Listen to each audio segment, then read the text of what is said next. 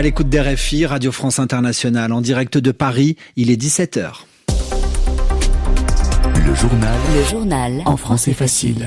Adrien Delgrange. 16h en temps universel. Bonjour à toutes et à tous. Soyez les bienvenus dans ce journal en français facile du mercredi 7 janvier. Le Groenland, terre de convoitise. Cet immense territoire intéresse très fortement le président américain. Nous verrons dans ce journal par quels moyens Donald Trump souhaite s'en emparer. Nous reviendrons aussi sur le drame de Crans-Montana. De nombreux morts victimes d'un incendie dans une boîte de nuit en Suisse. Aujourd'hui, les funérailles des victimes italiennes avaient lieu. Nous serons par ailleurs au Bénin. Élection pour élire notamment les députés dimanche prochain. Reportage à suivre auprès des étudiants dans l'université de Parakou. Et puis enfin en France, un dernier adieu à Brigitte Bardot. Les obsèques de la célèbre actrice française se sont déroulées aujourd'hui à Saint-Tropez, face à la mer Méditerranée. Où s'arrêtera l'appétit territorial de Donald Trump? Le président américain vise de plus en plus explicitement le Groenland, immense territoire autonome danois situé près du pôle Nord, à mi-chemin entre l'Europe et le continent américain. Le Groenland est très riche en ressources naturelles. Lila Olkinuora, selon les dernières déclarations de l'administration Trump, les Américains envisagent très sérieusement de s'emparer du Groenland. Oui, Adrien, mardi, la porte-parole de la Maison-Blanche, Caroline Leavitt, l'a assuré. Le recours à l'armée américaine est toujours une option à la disposition de Donald Trump pour s'emparer du territoire danois. Plus nuancé, plus modéré, Marco Rubio a déclaré cette semaine que l'option privilégiée la plus probable par le président américain, c'était d'acheter le Groenland au Danemark. D'après le secrétaire d'État américain, ces menaces ne laissent pas présager une invasion imminente. Le credo de l'administration Trump, ce qu'elle répète sans cesse, c'est que l'acquisition du Groenland est une priorité en matière de sécurité nationale. Elle serait même essentielle pour dissuader ses adversaires dans la région arctique. Ces déclarations américaines, Lila, sont prises très au sérieux en Europe. Oui, ce mardi, plusieurs pays européens ont apporté leur soutien à Copenhague. Pour la première ministre danoise Mette Frederiksen, une attaque américaine contre l'un des membres de l'OTAN signifierait tout simplement la fin de l'ordre de sécurité international établi, mis en place à la fin de la Seconde Guerre mondiale.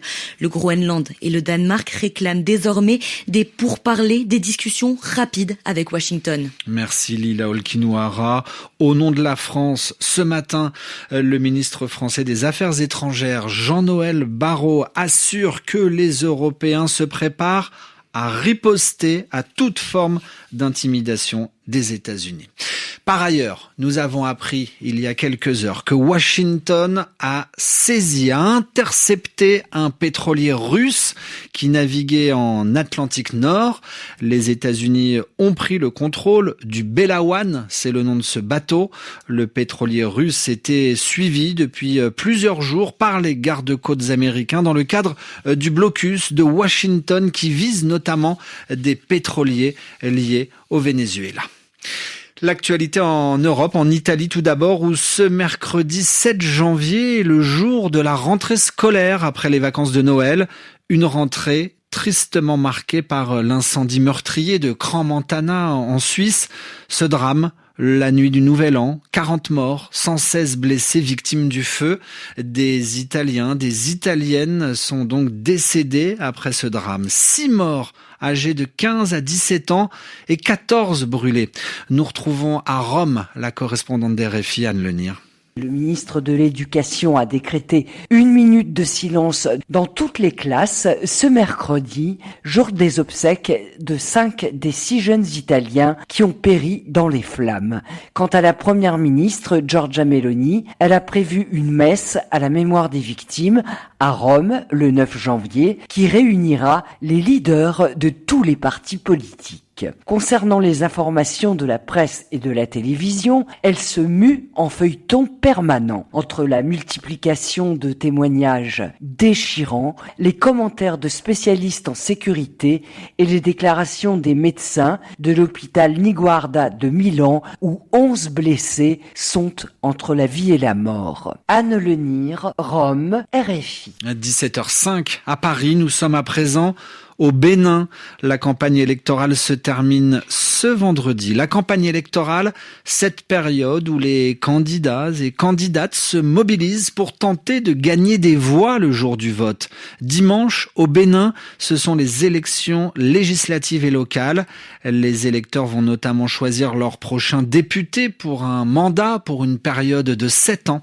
Reportage de Magali Lagrange à l'université de Parakou. Les jeunes sont partagés entre attente pour leur avenir et indifférence.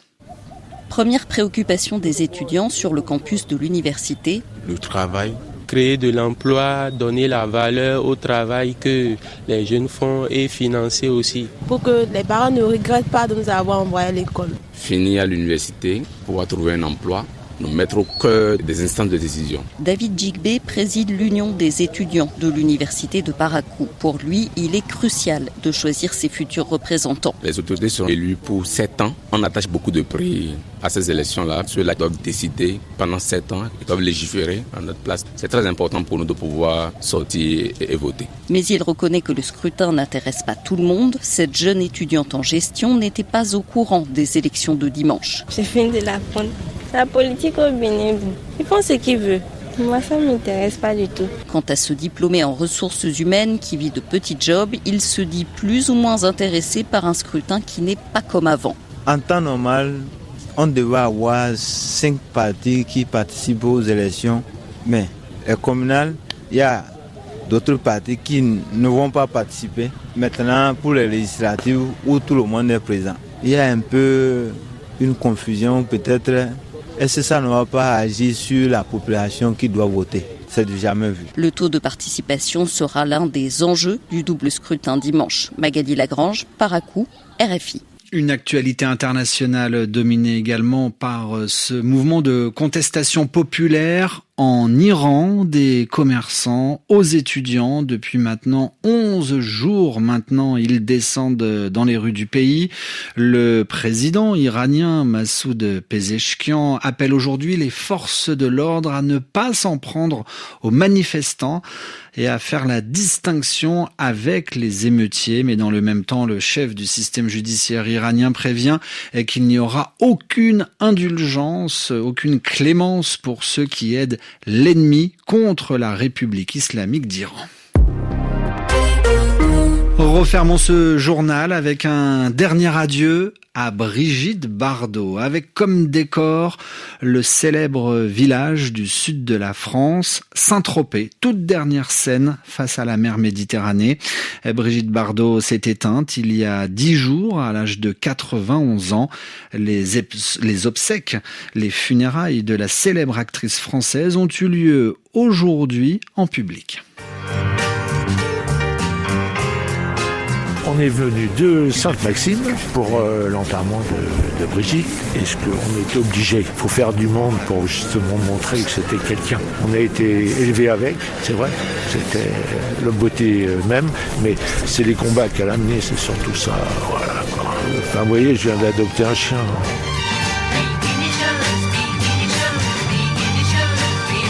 Chacun est libre d'aller aux obsèques de qui il veut. Elle avait des idées de droite, extrême droite, ça c'est pas dit. Hein. Moi je trouve pas spécialement, c'était une femme qui aimait son pays, et puis c'est tout. Hein.